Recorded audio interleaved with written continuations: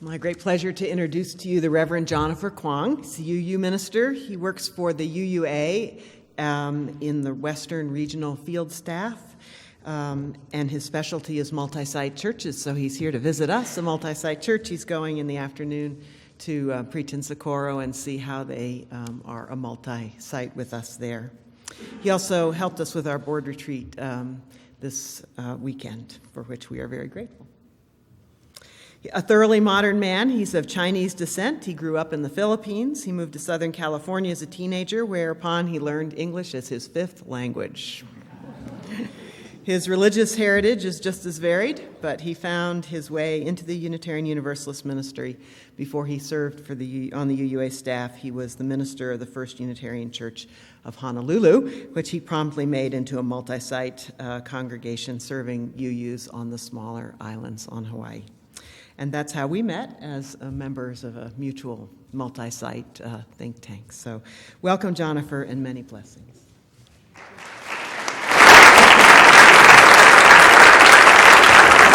you. It's an honor and a pleasure to be here. And what Christine left off in my bio is that I'm a UU trapped in a Baptist preacher's body. So forgive me if I start preaching with hellfire and brimstone.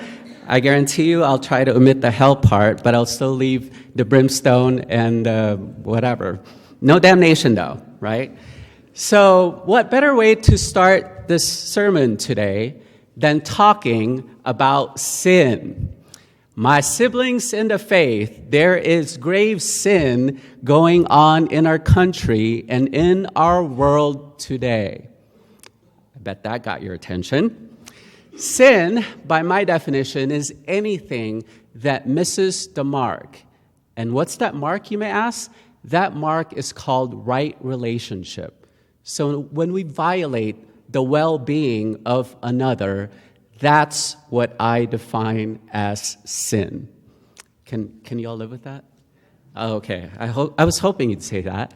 And sin is still a three-letter word, in my opinion, and sin is spelled I-S-M. And we could certainly see evidence in our society today, for example, the sin of racism. When we pit one group against another, and we say in very subtle ways that one life matters, but another one doesn't, that is sin. When we privilege one color of skin over another, that is the sin of racism. And many of us may be familiar with another sin, the sin of sexism. When we pit one gender against another and feel like one gender is superior to another, that, in my book, is sin. And not only is sexism portrayed in male versus female ways these days, but we could also tell that there's grave sin in cisgenderism, for example. When we privilege those who feel like their gender identity and expression is in alignment with their birth versus those who feel like they don't, when we experience transphobia in our society, that is sin. And should we add hetero in front of the sex part and realize that heterosexism is also a grave sin? And all these isms are close cousins to the third sin that I'd like to focus on this morning. And this third sin, I must admit, is a little bit more insidious and subtle, shall we say? And I know it's hard to believe, but it's even infiltrated the firewall of Unitarian Universalism. And before I tell you what the sin is, let me just point out an article written by the Reverend Fred Muir in the UU World that came out 3 years ago, and he came out with another book dealing with a similar topic. But in this article, he talks about how he came to Unitarian Universalism. And his story is probably very similar to a lot of you who came into Unitarian Universalism rather than being born into it. And this story is similar to that Apple commercial back in the 1980s. Remember the one in 1984, for example, with the Olympic torch person and say, this is for those of you who think differently. This is for those of you who have a difficult time following rules. That maybe just maybe, this is the product you ought to buy. And in it, Fred talks about the idea that it really stems out of one of the saints of Unitarian Universalism, who is Ralph Waldo Emerson. So he came to our faith reading Emerson's works, and come to find out that St. Emerson perhaps wasn't the saint that Fred thought him up to be. Because he found another quote by Emerson that said, "Men are less together than alone." Can you believe that? Men are less together than alone. I mean, my immediate mind went to the whole idea, well, maybe women are better together and stronger together and more together than men are. But anyway, that's not the point of it. The point of it was that it somehow gives off a sense that we are better together when we're isolated from one another. So Fred, in this article, gives this quote. He says, "Believe it or not," can we turn to the next slide, please? "As progressive as we are," I'm sorry, that's not the quote. "For all its appeal and its influence in American culture, individualism is not sustaining. Individualism will not serve the greater good, a principle to which we Unitarian Universalists have also committed ourselves. There is little to nothing about the ideology and theology of individualism that encourages people to work and live together to create and support institutions that serve common aspirations and beloved principles." So that is the ism that I'd like to focus on today. And indeed, as we have found in our society, individualism has proven itself to be extremely corrupt. If any of us have opened the pages of the newspaper recently, we'd find that this whole idea that anything we do will not have a consequence or implication on anybody else is pretty much quite prevalent, isn't it? For example, it's kind of gruesome, and I hate to even talk about it, but an 18-year-old Virginia Tech student has just recently murdered a 13-year-old girl. And there was a sentencing recently of an 11-year-old child for murdering an 8-year-old child. These are kids killing other kids. And in my opinion, the church is supposed to be that beacon of hope, that countercultural force that says that this ought not to be the case in our world.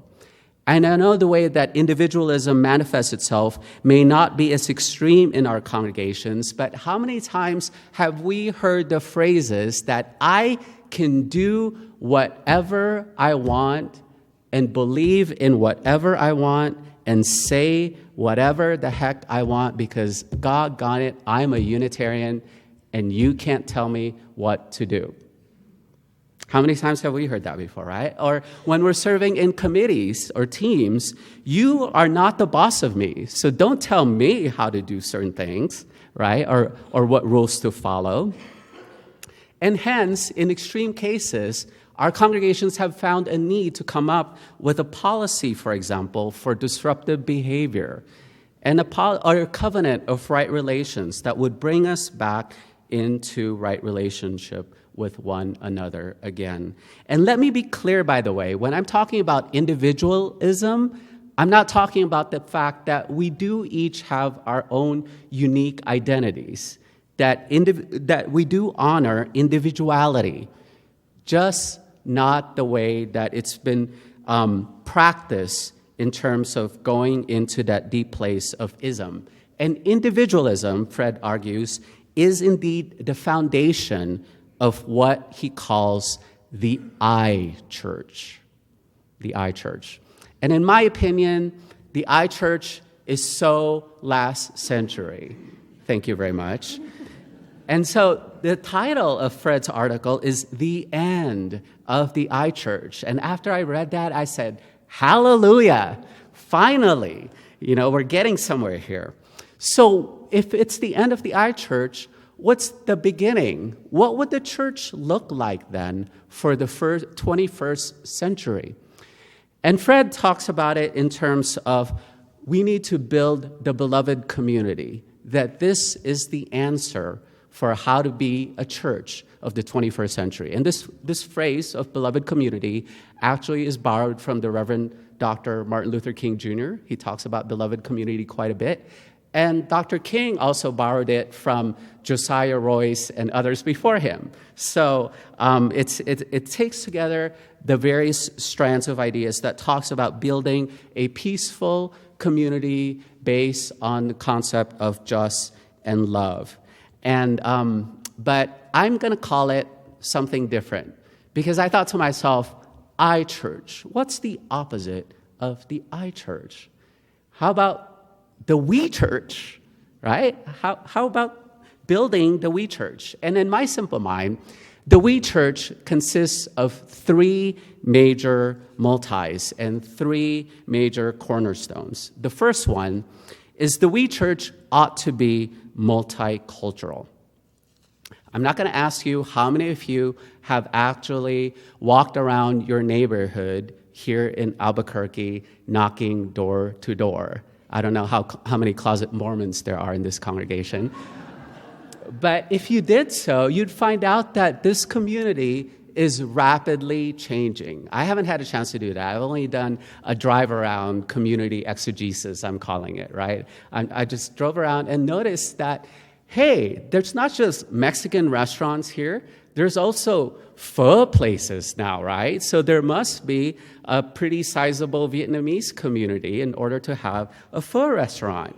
And there's and when I talk about multiculturalism, I don't even just mean the color of our skin.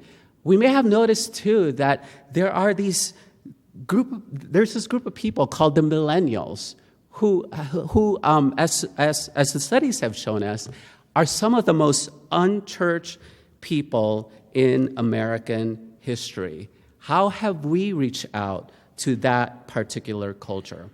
And when I talk about multiculturalism, I realize that this could take an entire sermon all to itself. So I'm not even going to go deep into it. But needless to say, my take on it is we don't need yet another stinking curriculum on how to engage in multiculturalism. But rather, you want to clap to that or say amen? What we need to do is figure out how to be in deep relationship with one another and just live it out and just be. For example, for today, what would it mean if we were just to encapsulate the day by doing a hashtag of Kwong Hee Fa Choi, for example, right? I mean, even Mark Zuckerberg on Facebook today with his family greeted the entire world with a broken Chinese greeting of Happy New Year. So this is the kind of world we live in. Or what if, I know this isn't part of my culture, but what if we greeted one another with hashtag Happy Super Bowl Sunday today, right? And thank you very much, Larry, for coming today, by the way. I know that that's part of the religious observance that you observed today. But what if that was the case, that we just live it out from the depths and the core of our being because we yearn to be whole, and we know that we cannot be whole until we ourselves live out the diversity that is reflected in our community. The second multi, I'm going to move very quickly through the rest of these, is multi-faith. And I love the artwork that we have behind here that was commissioned and done in 1965 by Alexander Gerard.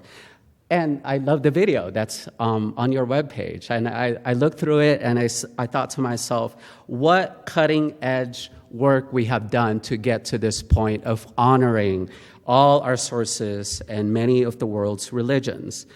However, when it comes to doing multi-faith work, can we just simply pat ourselves in the back for not being like those politicians who get up in front of people and say that Muslims should not be admitted as immigrants to our country, right?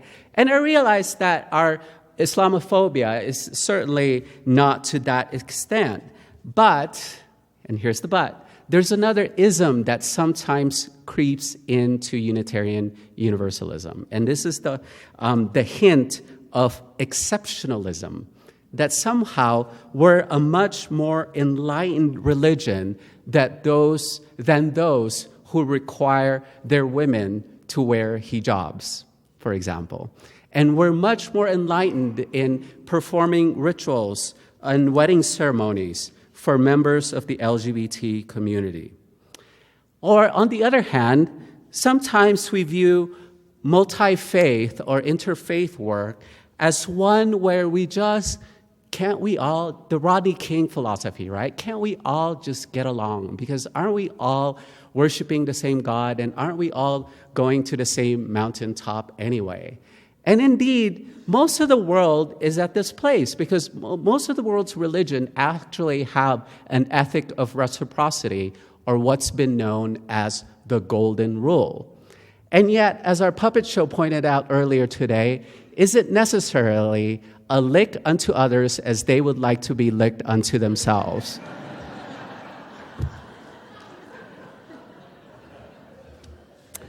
My suggestion is for us today, in order to continue this multi-faith work, is to practice the platinum rule instead.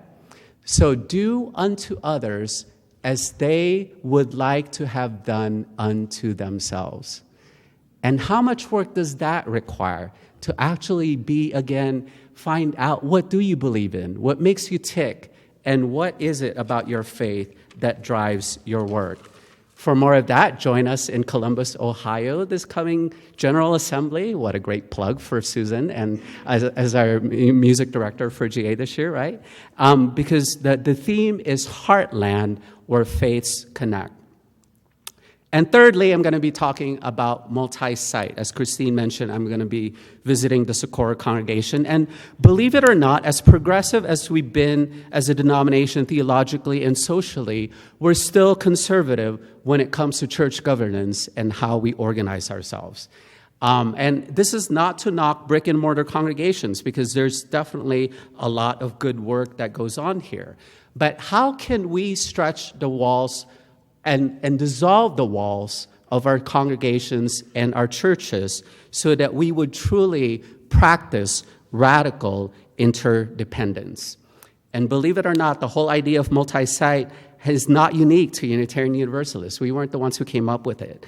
And we have yet a lot to learn from our evangelical counterparts on how to do church that thinks about the bigger picture. And multi-site, in my mind, is not just about location and convenience, but rather, this may be a blast from the past or a Back to the Future kind of moment. It's about realizing that the whole point of us being in relationship together is because we have made a covenant to one another to journey together. And to illustrate all three multis, I realize I have to wrap it up here. We need a multi-church that is relevant for the 21st century. So I lied. There's not just three multis I wanted to talk about. The fourth one is multi-relevance. So let me show you a video of a congregation in my mind that has done this kind of multi-work.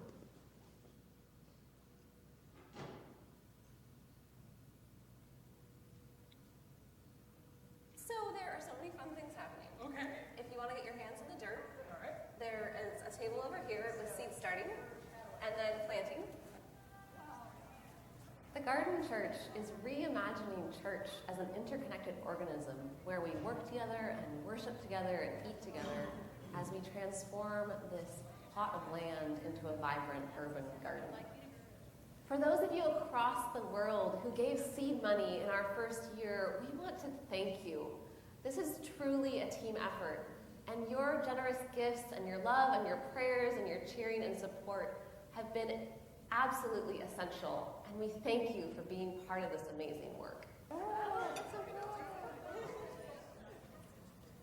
We have come around all different kinds of people from all different walks of life and found welcome around this table. And we keep finding that something happens when we gather together around this table. Something happens when we show up and open our hearts to each other and see each other as human and valued. These seeds that we planted have grown and blossomed, and this dream has come into this beautiful reality. Now it's time for us to put down roots and to continue to cultivate this soil and cultivate the work in this community.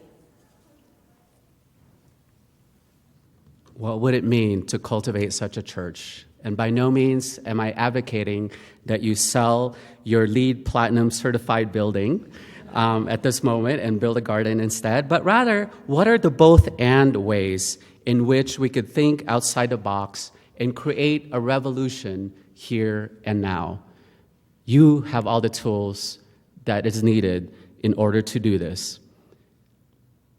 My siblings in the faith, can you feel the multi-burn? So grab a tool and let's build the we church of the 21st century. Amen.